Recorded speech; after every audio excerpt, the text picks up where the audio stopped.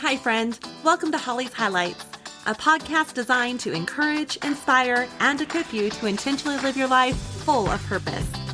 I'm your host, Holly Kirby, motivational speaker, leadership cultivator, marketing strategist, and personal cheerleader. Let's check out today's highlight. Do you want an afternoon out with some self-care and some exciting swag bags? Well, my name's Camille Bauer, and I own Spa Via Sandy Day Spa, and I would love to invite you to our open house, Saturday, September 27th, from 10 a.m. to 2 p.m.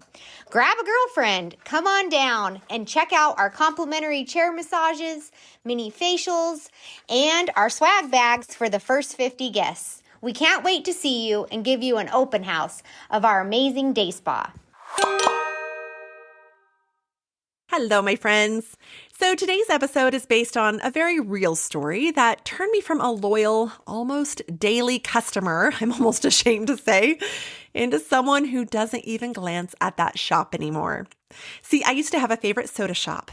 As one who has never drank, I've shared about this soda shop often on my social media, as I've often been given a hard time, in fun of course, from friends and family and coworkers that if I need a stiff drink, they know to find me here, getting my favorite soda concoction. I know, I'm really living life on the edge. Well, for whatever reason, I didn't really ever branch out and even try other soda shops. This one place was just my go-to spot from the get-go. The place where I pulled up and they not only knew my name, but they even knew my order. This place felt like a little treat for me, a simple indulgence, and often my vice to just power through. But then things changed. Let's call it day 1 through 3. I noticed a turnover in staff, and suddenly the drinks were, well, they were just bad. Not just off, but truly undrinkable. Training clearly wasn't happening. Now, I'm both a loyal person and one who extends grace quickly, so I went back for day 4 and day 5, and that's when I noticed the vibe had shifted. A guy outside taking some orders looked annoyed just to see me. No smile, no welcome, just, what do you want? That's a pretty quick way to make a guest feel like a burden, not a valued customer. Day 6, they announced a special promotion day, so me and my kids showed up, but the city shut down the event because of poor planning. The company promised a free drink coupon via text, so I did get that text, but it didn't have a code with it. Well, I went to the soda shop, and when I asked about it, the employee shrugged and just said, yeah, corporate does that all the time where they do a promotion, they don't let us know about it, or the code doesn't work, or they don't send a code. That was it. There was no solution. Now, I was longing for things to resume to normal. So day 7 through 9, yeah, I went back. Another promotion, this time from a ball game. It was promoted to visit the soda shop with a certain code for a free drink, and I tried it along with ordering other drinks, so just getting the one for free. It didn't work. Again, the shop refused to honor it. At this point, I felt I was being treated almost as if I was the bad guy or even a con artist. So day 10, that was it. I was done. After all those frustrations, I went from loyal regular to completely gone. They even sent me different surveys via text. And when I would respond back, they would just respond back, oh, I'm so glad to hear of your experience. Wait, what?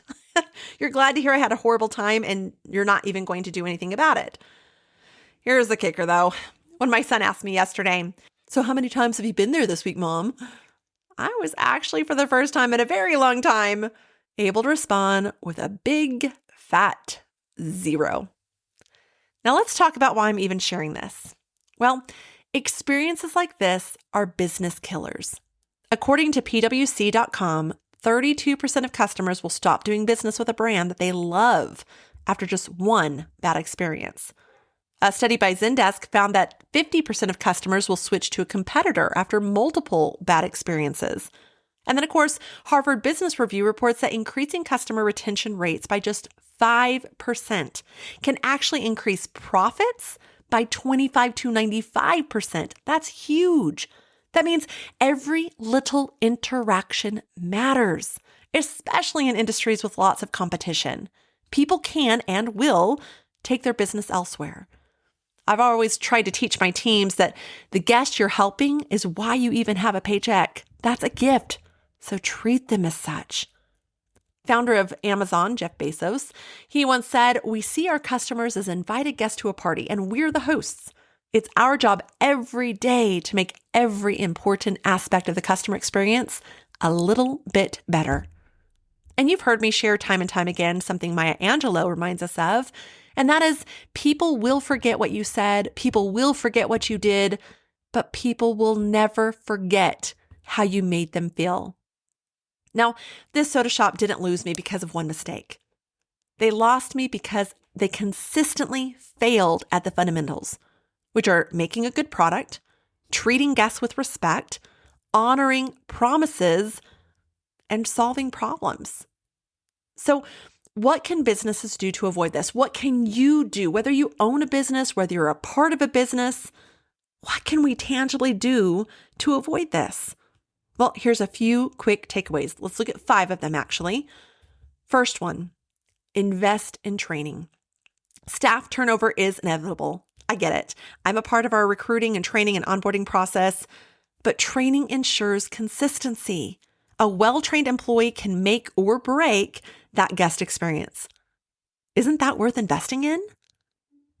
Number 2, hire for hospitality, not just task skills. A smile, eye contact, genuine care, those matter just as much as how fast someone can take an order. Don't underestimate those soft skills. Sometimes businesses can focus too much on compensating for operational excellence and not enough for those unteachable personal attributes that can truly win over a guest, not to mention retain them and even attract new ones. So hire and compensate accordingly for those hospitality skills. Number 3, communicate with your team. If you're offering a special promotion, test the system before launching it. That makes sense. But for Pete's sake, communicate it to your team. Don't leave staff and customers confused.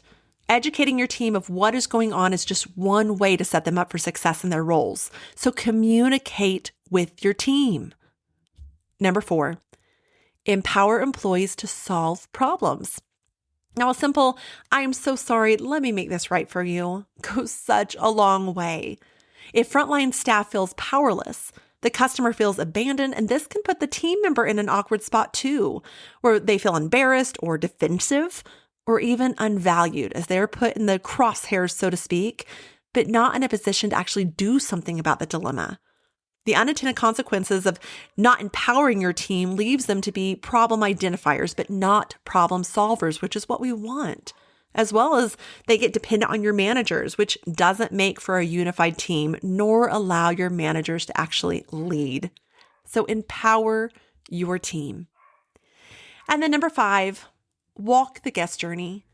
When was the last time that you approached your business like a customer? Where are the friction points? Fix them before they become reasons to leave. Look at your exterior. Is it clean, inviting good signage? Have you visited your website to see if your hours and location are easy to find, or even made sure if a guest needs to contact your leadership that it's not a frustrating experience, that they're able to do so? Have you walked through and making sure that your team is welcoming and approachable and knowledgeable? Was the process of making a purchase or booking a service clear and have a smooth flow to it that is consistent each time they visit? How about the time? Any bottlenecks anywhere, or things that could just go without that are kind of time killers? Now, I could go on, but essentially walk that journey of a guest. Now, when you get these right, you not only keep guests, but you turn them into raving fans who bring friends, who share on social media, and they keep coming back. So here's the big takeaway from today's episode. Every interaction is shaping someone's experience, whether you realize it or not. You're either building trust or you're breaking it. Whether you're in leadership, on the front lines, or even just a loyal customer like I was, the way we treat people matters. Ask yourself, what's one thing that I can do this week to make my guests feel more valued? You've heard me say it before, but it's worth repeating. You don't just sell a product. You create an experience. And that experience becomes your reputation. It becomes your impact. So as we go into this week, Let's be the kind of people and lead the kind of teams that don't just serve well when things are easy, but serve excellently even when no one's watching, even when it's hard. And if you need a little heart check or encouragement, I leave you with this from Colossians 3:23. Whatever you do, work at it with all your heart as working for the Lord, not for human masters. Because ultimately, it's not just about getting the task done. It's about doing it with purpose, with integrity, and with care for the people on the other side of that transaction. Now, if you'd like to go deeper on today's highlight, I highly suggest the book Lessons Learned from a Mouse by Dennis Snow. It's a great book. And I'd love to hear from you. As you hopefully gather by now through our years together here on Holly's Highlights, I'm a positive person. I really like to look at the good side of things. So do you have a company that you frequent often that you just love? Well, I'd enjoy hearing why. Is it their customer service or their product? And then let's give them a shout out too and build up those who are doing it right. They need to be seen and recognized and even shared. So I'd welcome you to share your story with me at Holly Kirby on Instagram or Holly's Highlights on Facebook. Maybe I'll even feature your experience in a future episode. Who knows? Thanks for listening, my friends. As for my former beloved soda shop, I choose to look at it that I'll save money and time and even calories. Let's go out and be the reason someone feels seen, valued, and welcomed this week. And until next time, keep shining, keep showing up, and keep creating experiences worth coming back for. Thank you for joining me on this journey of life. I hope that today's highlight has been encouraging, inspiring, and equipping so you can go out and live your life full of purpose. I'd be honored if you'd take a moment to leave a review, or better yet, subscribe. We can also stay in touch by joining my email list at hollykirby.com. That's HOLLYCURBY.com. Until next time, make it a great day for a great day.